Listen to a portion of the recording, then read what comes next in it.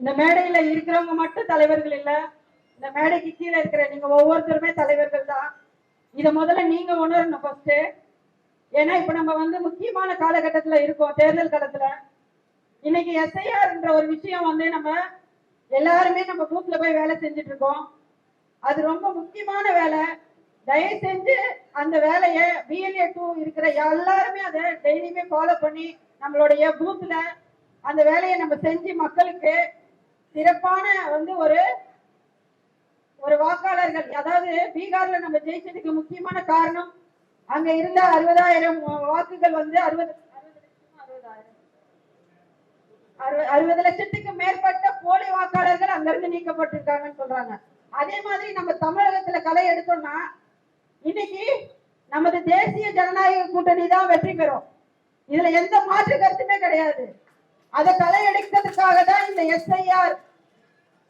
அதனால தயவு செஞ்சு எல்லாருமே நம்மளுடைய பூத்ல BLOவோட சேர்ந்து நம்ம பணிபுரிந்து நமது வெற்றியை நம்ம தொடங்கி வைக்கணும்னு கேட்டுக்கிறேன்.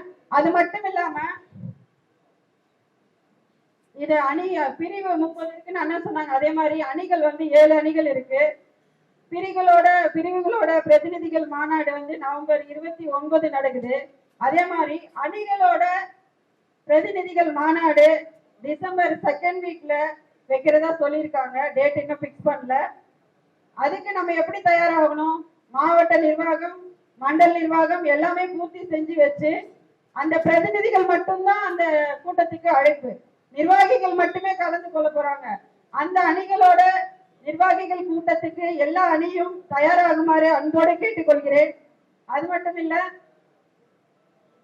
நமது பாரத பிரதமர் 140 கோடி மக்களுக்காக தூங்காமல் வேலை செஞ்சிட்டு இருக்காரு. இப்ப சமீபத்துல நடந்த டெல்லியில மிகப்பெரிய கார் வெடி விபத்து நடந்தது. அதுல கூட பாத்தீங்கன்னா மோடிஜி என்ன சொல்லியிருக்காரு? யாரு சதி பண்ணாங்களோ அவங்க கடுமையாக தண்டிக்கப்படுவார்கள் அப்படின்னு சொல்லியிருக்காரு. செய்வாரு கண்டிப்பா. ஏன்னா ஏற்கனவே ஆபரேஷன் சிந்தூர் அப்படின்ற ஒரு விஷயத்த நமது இந்தியாவுக்காக அரும்பாடுபட்டு செய்து முடிச்சிருக்காரு. அதுல நம்ம வெற்றியை பெற்றிருக்கோம்.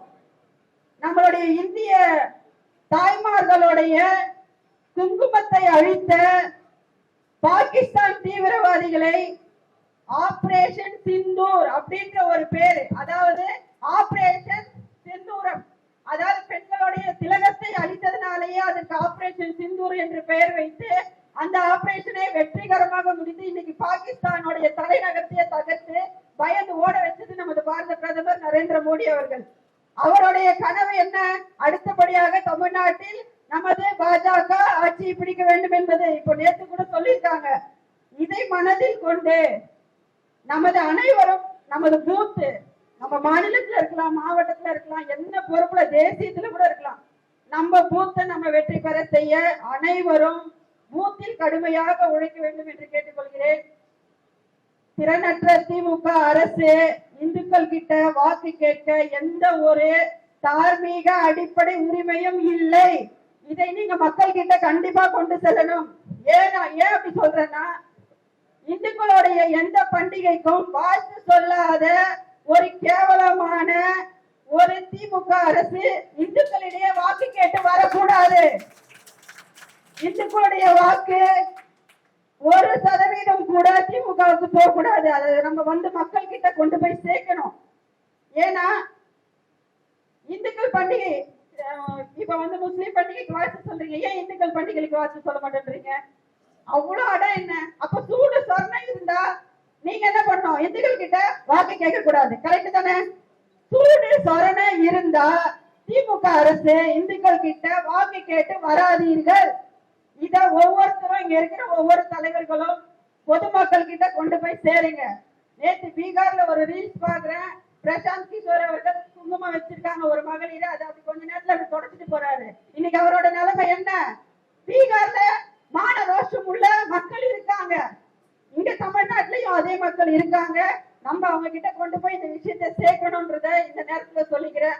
அதே மாதிரி சகோதரர் சொன்ன மாதிரி நம்ம எல்லாரும் உள்ள அரசியல் பண்ணாம நமக்கு ஒரே எதிரி திமுக. திமுக திமுக அவங்கிட்ட அரசியல் பண்ணுங்க. அப்பதான் நம்ம வெற்றி பெற முடியும்ன்றதை இந்த நேரத்தில் தெரிவித்துக் கொண்டு வாய்ப்புக்கு நன்றி கூறி விடைபெறுகிறேன். நன்றி, வணக்கம்.